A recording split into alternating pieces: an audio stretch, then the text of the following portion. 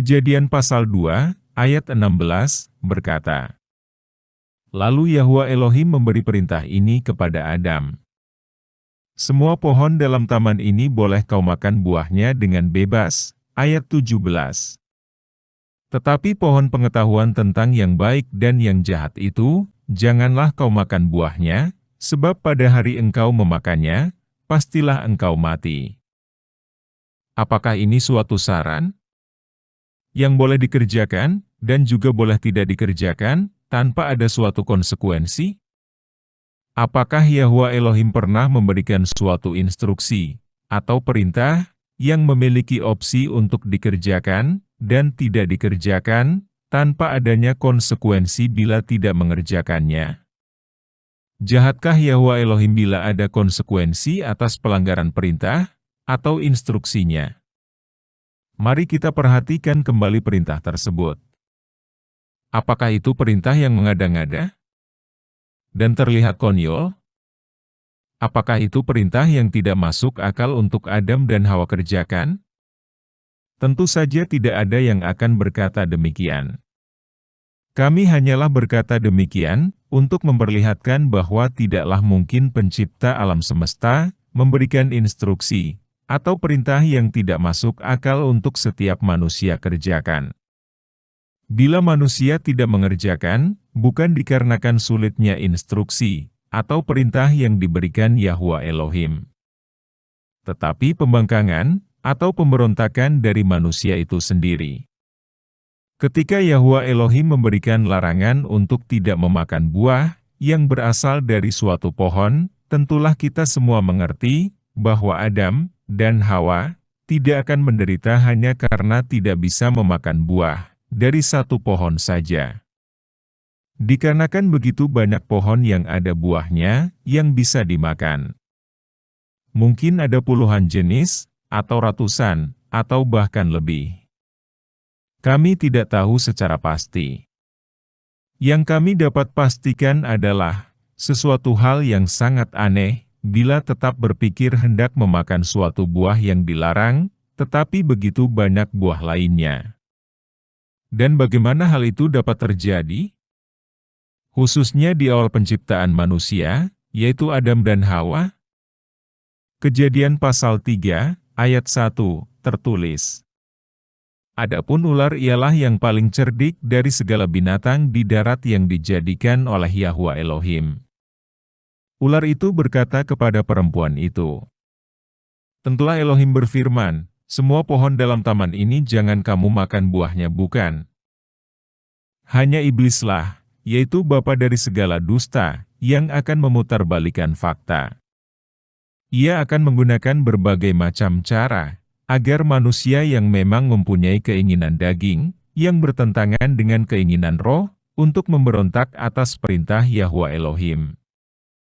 Apa yang seharusnya tidak untuk dimakan, berdasarkan perintah Yahwa Elohim, iblis memutarbalikan perintah tersebut menjadi baik untuk dimakan.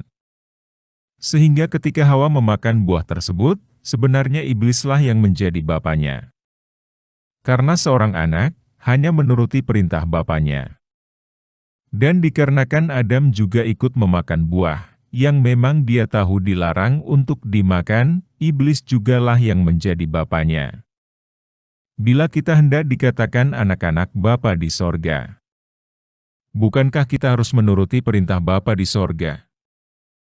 Ketika mereka memakan buah terlarang tersebut, apakah Adam dan Hawa menjadi sakit perut karena keracunan? Ataukah ia menjadi lemas badannya karena suatu zat yang terkandung di buah tersebut? Ataukah buah tersebut mempengaruhi kesehatannya? Apakah buah tersebut membuat Adam dan Hawa naik kadar kolesterolnya? Mungkin asam uratnya? Atau gula darahnya? Ataukah mungkin justru Adam dan Hawa setelah memakan buah tersebut menjadi mati?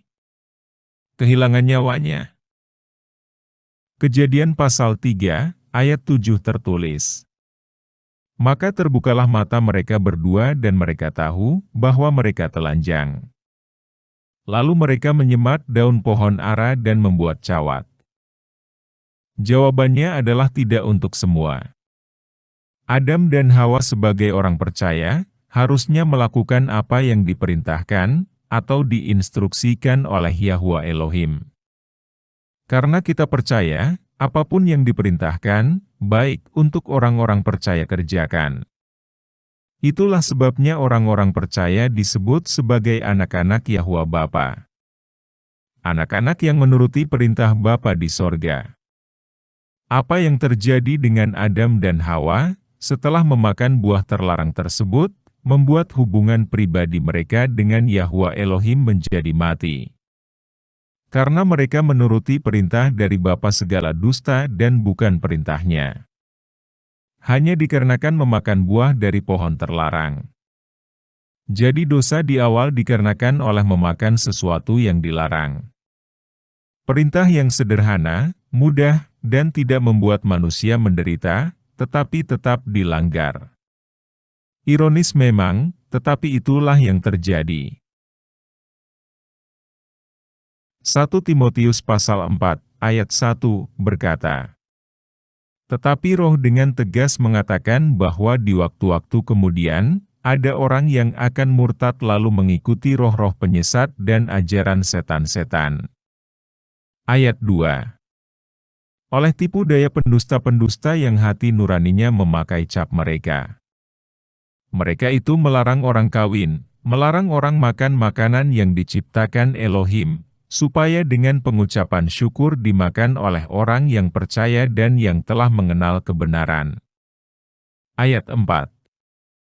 Karena semua yang diciptakan Elohim itu baik dan suatu pun tidak ada yang haram, jika diterima dengan ucapan syukur. Apakah Taurat, yang melarang orang percaya untuk memakan binatang-binatang tertentu, adalah ajaran setan-setan? Setankah Yahwa Bapa yang menurunkan Taurat kepada Mose di Gunung Sinai? Apakah Ruach HaKodes, bila mengajarkan dan mengingatkan Taurat untuk dikerjakan baik di masa nabi-nabi atau rasul-rasul, adalah roh-roh penyesat? Roh ibliskah, Ruach HaKodes? Apakah yang dimaksud dengan makanan yang diciptakan Elohim? Apakah buah dari pohon terlarang di Taman Eden adalah makanan? Apakah namanya makanan bila Yahwa Elohim tidak mengizinkan untuk dimakan? Apakah hanya karena itu adalah buah, sedap dipandang, dan bila dimakan pun tidak akan membuat kita sakit perut, atau terkena suatu penyakit tertentu, disebut makanan? Walaupun Yahwa Elohim melarang untuk memakannya. Bukankah itu yang dilakukan iblis? Menipu orang-orang percaya, agar percaya semua tipuannya. Dengan menggunakan logika yang bukan dari Sang Pencipta, tetapi dari bapa segala dusta.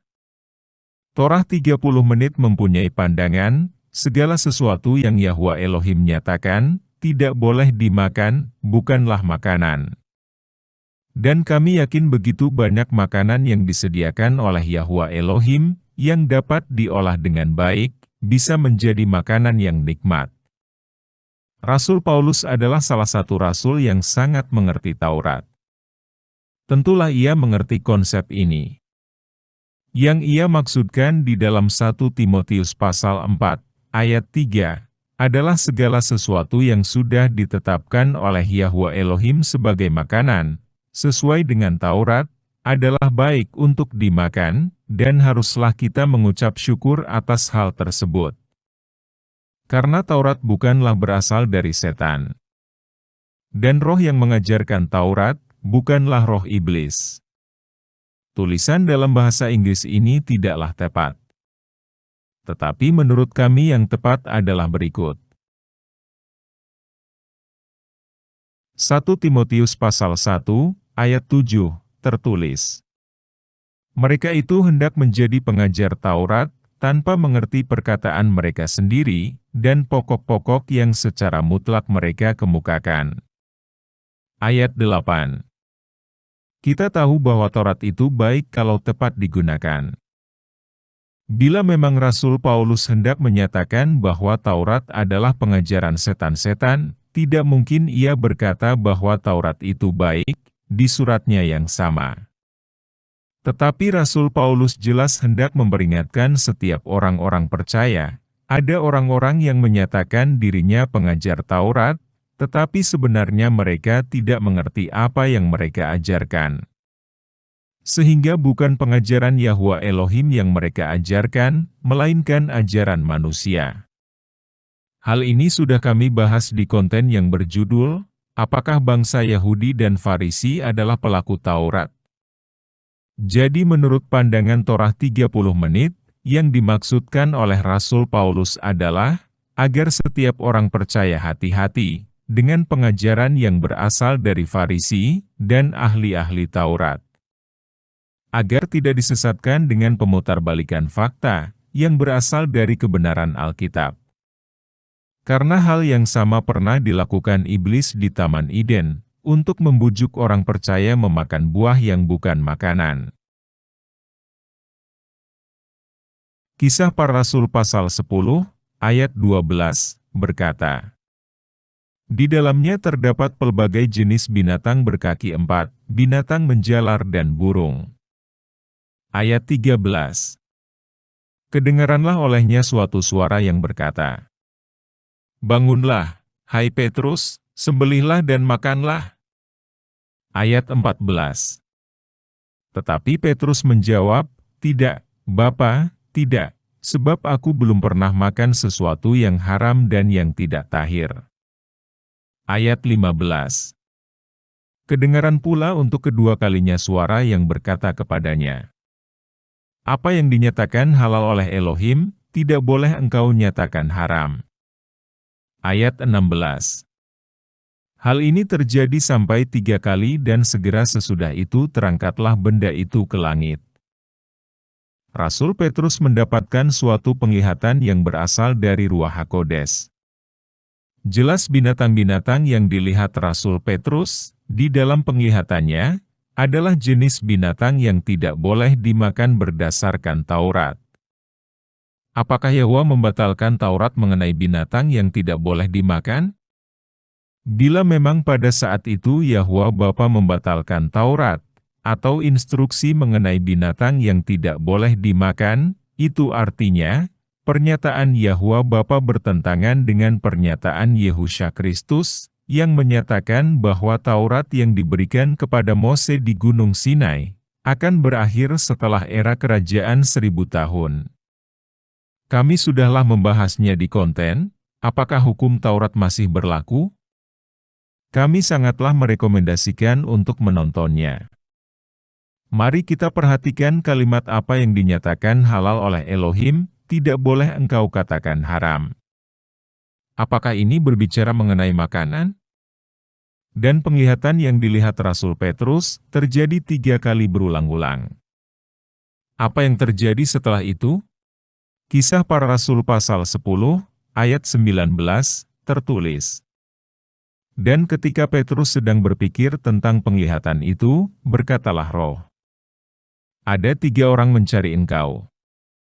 Ayat 20. Bangunlah, turunlah ke bawah dan berangkatlah bersama-sama dengan mereka, jangan bimbang, sebab aku yang menyuruh mereka kemari. Ada 3 orang yang dikirim oleh Yahwa Elohim kepada Rasul Petrus. 3 orang, mengacu kepada 3 kali pengulangan hal mengenai halal dan haram.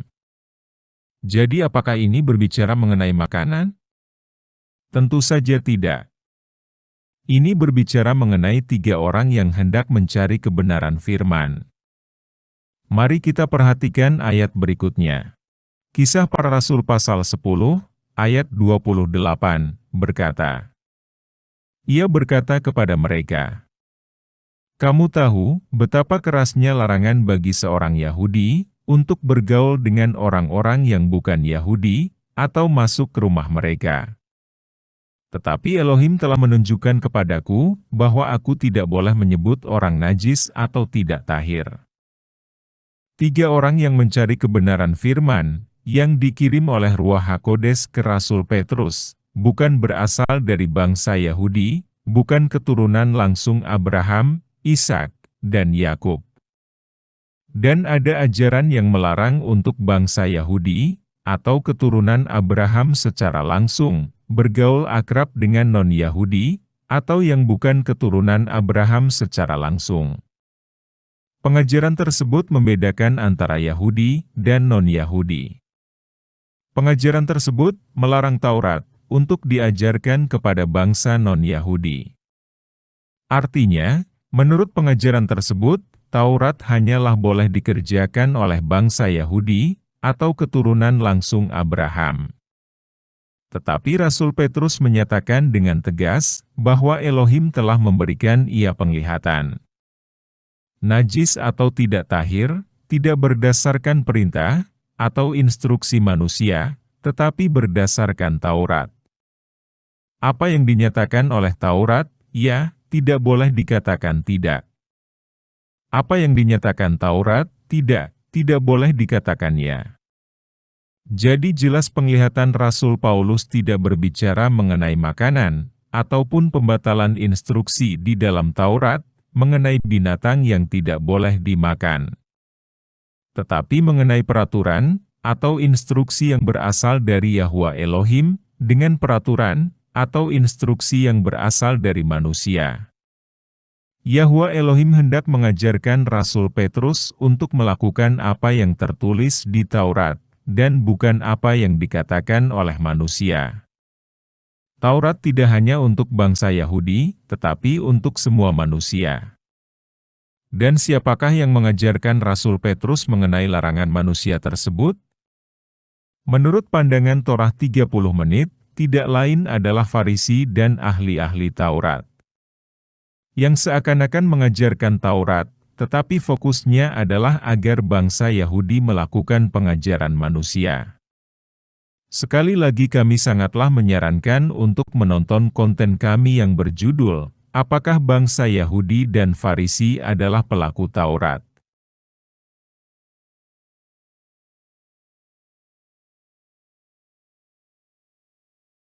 Jadi apakah orang percaya makan babi, ataupun semua binatang yang dilarang Yahwa Elohim untuk dimakan, yang tertulis di kitab Imamat pasal 11?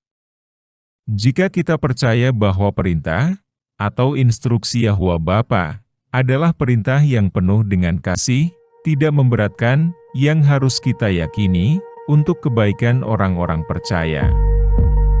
Dan jika kita percaya, dengan pernyataan Yehusha Kristus, bahwa ia datang tidak untuk membatalkan Taurat, tetapi untuk mengajarkannya sampai pada berakhirnya masa 1000 tahun, maka jawabannya adalah tidak. Terima kasih, Yehusha Kristus memberkati.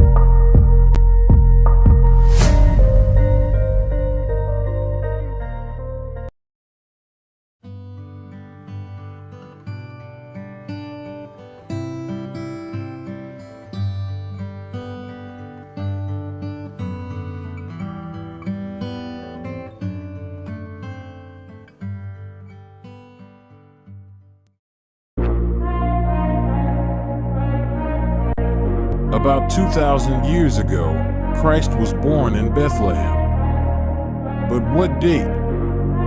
Does the Bible mention the date when the Christ was born? Was it December 25th? Based on what? Torah 30 Minutes will try to explain how to calculate the date of Christ from the Torah. Please watch our YouTube channel on December 21st, 2022.